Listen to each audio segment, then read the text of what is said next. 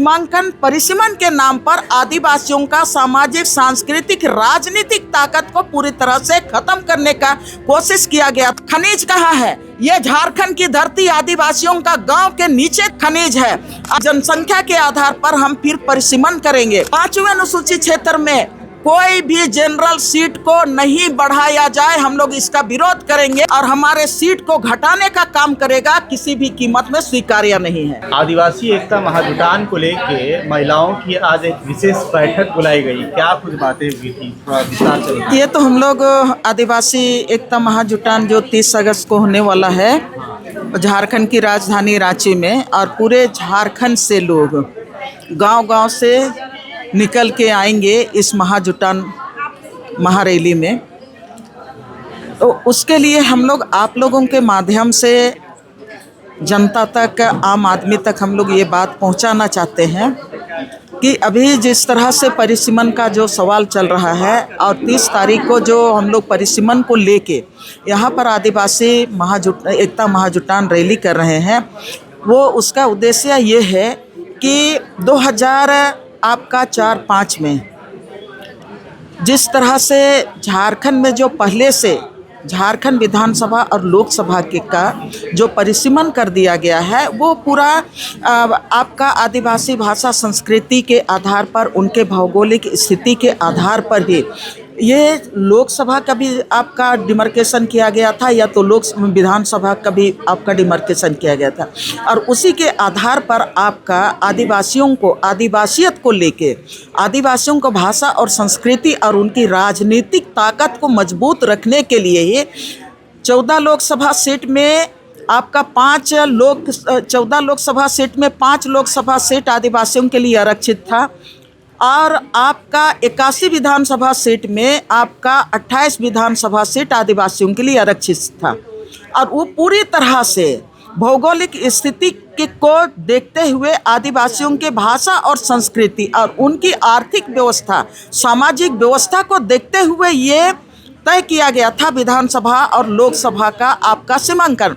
लेकिन 2003 और 4 में जो नया परिसीमन का प्रारूप लाया गया, उसमें आपका विधानसभा में 28 विधानसभा में आपका 6 सीट को घटाने का काम किया गया, और आपका 5 लोकसभा सीट जो आरक्षित था उसमें से आपका 1 सीट घटाने का काम किया गया। और उस समय जो हम लोग देखे, जो प्रारूप आया था उस समय का, उसमें आपका आदिवासी बहुल जो विधानसभा, जैसे मैं खूंटी क्षेत्र की मैं बात करूंगी, खूंटी लोकसभा क्षेत्र में तमाम जो आपका 6 विधानसभा हैं वो आदिवासी बहुल विधानसभा है। उसमें से नया जो परिसीमन किया गया था उसमें तोरपा विधानसभा और कोलेबिरा विधानसभा को उससे पूरी तरह से बाहर कर दिया गया था, और उसी तरह से मांडर विधानसभा को हटा दिया गया था। और उसमें जो नया प्रारूप बनाया गया था उसमें आपका मांडर के जगह में रातों विधानसभा नए सिरे से खड़ा किया गया। और उसी तरह से आप लोकसभा की बात करेंगे तो खूंटी का ही मैं उदाहरण देना चाहती हूँ। खूंटी में जो 6 आपका आदिवासी विधानसभा सीट थे क्षेत्र में, उसको काट के आपका यहाँ पर जो अनुसूचित विधानसभा आपका सिल्ली है, उस अनुसूचित विधानसभा को खूंटी में जो आदिवासी माने लोकसभा क्षेत्र है उसमें जोड़ने का काम किया गया।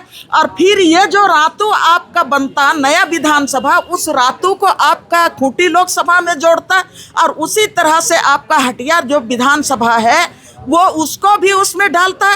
तो ये आदिवासी सीमांकन परिसीमन के नाम पर आदिवासियों का सामाजिक, सांस्कृतिक, राजनीतिक ताकत को पूरी तरह से खत्म करने का कोशिश किया गया था। धन्यवाद देना चाहते हैं उस समय के जो सामाजिक संगठन और राजनीतिक संगठन को भी, जो उस समय हमारे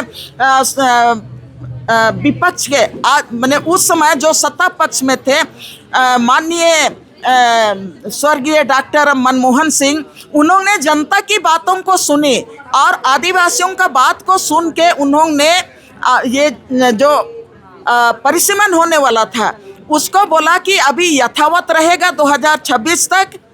तो उसी के आधार पर 2026 तक जो हमारा आरक्षित सीट था वो सुरक्षित रहा। अभी केंद्र सरकार बोल रही है कि जनसंख्या के आधार पर हम फिर परिसीमन करेंगे, तो हम लोग उसका विरोध करते हैं। जनसंख्या के आधार पर परिसीमन नहीं करना है, इसलिए कि ये झारखंड अलग राज्य विशेष तरह से आदिवासी राज्य है, और झारखंड अलग राज्य की भी लड़ाई इसीलिए लड़ी गई थी कि आदिवासियों का भाषा, संस्कृति और उनका जो पहचान है उसको सुरक्षित रखने के लिए, राजनीतिक शक्ति को बनाए रखने के लिए। तो अभी जनसंख्या के हिसाब से करेगा तो आज की तारीख में झारखंड में आदिवासियों इस राज्य में आपका शहरीकरण के नाम पर, औद्योगिकीकरण के नाम पर और यहाँ पर व्यवसाय करने के नाम पर, कमाने खाने के नाम पर बाहर के बहुत सारे साथी यहाँ पर आके बस गए हैं। अब आदिवासियों का जनसंख्या के आधार पर आप करेंगे तो हमारा जनसंख्या मुट्ठी भर रह जाएगा। 2011 का सेंसस को देखेंगे तो 26% टू थे, अभी आप उसको जनगणना में देखिएगा तो अभी हम लोगों का जनसंख्या घट जाएगा। तो हम लोग इसका विरोध करते हैं। जनसंख्या के आधार पर परिसीमन नहीं होना चाहिए, और ये 5th शेड्यूल का इलाका है, CNT एक्ट का इलाका है, मुंडारी खुटकटी का इलाका है, और ये SPT एक्ट का इलाका है। कोल्हान क्षेत्र में आपका कोल्हान विल्किंसन रूल है। सभी समाज का अपना प्रथागत अपना सामाजिक व्यवस्था है और उसको छेड़छाड़ नहीं होना चाहिए। और इसलिए अगर सीट बढ़ेगा तो यहाँ पर 5वें अनुसूचित क्षेत्र में कोई भी जनरल सीट को नहीं बढ़ाया जाए। हम लोग इसका विरोध करेंगे। सीट बढ़ाएंगे तो सिर्फ और सिर्फ आदिवासी सीट 5वें अनुसूचित क्षेत्र में बढ़ेगा। अगर गैर आदिवासियों के लिए सीट बढ़ेगा तो हम लोग उसका विरोध करते हैं। और हम लोग ये भी कहना चाहते हैं कि आप जिस तरह से 2014 के बाद आज तक का हम लोगों का अनुभव है, तमाम कानून आप जो ला रहे हैं केंद्र सरकार, आप जनता के बीच में बिना मशविरा किए, आप लोकसभा में बिना बहस किए आप लाते हैं। यह अलोकतांत्रिक तरीके से आप देश को चलाना चाहते हैं। हम लोग इसका विरोध करते हैं। और परिसीमन में भी, परिसीमन बिल को हम इंडिया गठबंधन के तमाम सांसदों को धन्यवाद देना चाहते हैं कि बिना बहस किए पार्लियामेंट में मोदी सरकार उसको पास करना चाह रहा था, और हमारे इंडिया गठबंधन के तमाम जो हमारे सांसदों ने उसका विरोध किया। अभी भी हम लोग ये कहना चाहते हैं कि अगर आप अलोकतांत्रिक तरीके, तानाशाही तरीके से मोदी सरकार अगर परिसीमन करता है तो उसका हम लोग जोरदार विरोध करेंगे। और आदिवासी सीट किसी तरह से हम लोग घटने नहीं देंगे।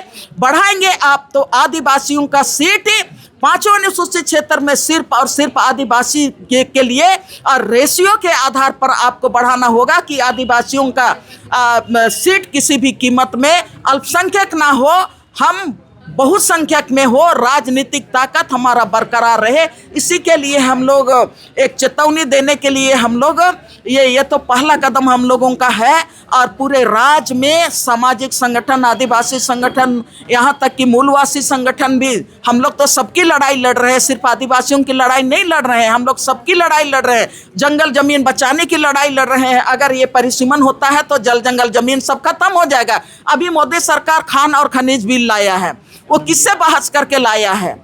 वो तो हम लोगों का खनिज कहाँ है? ये झारखंड की धरती आदिवासियों का गांव के नीचे ये है, खनिज है।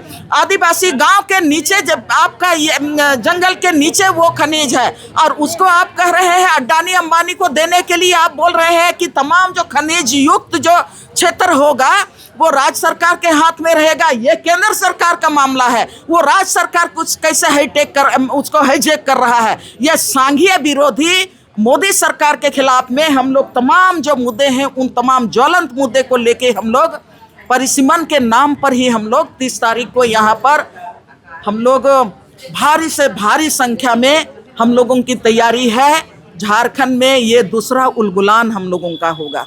एक तरह से उलगुलान की शुरुआत है। उलगुलान की शुरुआत नहीं, उलगुलान की धरती है। तो लगातार हम लोग उलगुलान करते रहे हैं। आज किस केंद्र सरकार का तानाशाही के खिलाफ ये उलगुलान है। परिसीमन की जो बात कर रहे हैं, आप उनका विरोध कर रहे हैं, लेकिन परिसीमन क्या होना चाहिए आपके नजर में या नहीं? देखिए लोकतंत्र, देखिए क्या होना चाहिए आपको? देखिए लोकतंत्र में वो परिसीमन होना है, ठीक है, लेकिन हम लोग उस प्रक्रिया का विरोध करते हैं जिसमें आदिवासी सीट घटाया जाएगा। हम लोग उस प्रक्रिया का विरोध करते हैं जो जनता के बीच में बिना बहस किए अगर मोदी सरकार लाती है और हमारे सीट को घटाने का काम करेगा, किसी भी कीमत में स्वीकार्य नहीं है। एक बार अमित शाह बोले थे कि 50% बढ़ाया जाएगा, उस आधार पे जो परिसीमन लागू होगा, तो क्या उस बात को लेकर आप सहमत हैं कि 50% आदिवासियों का भी बढ़े?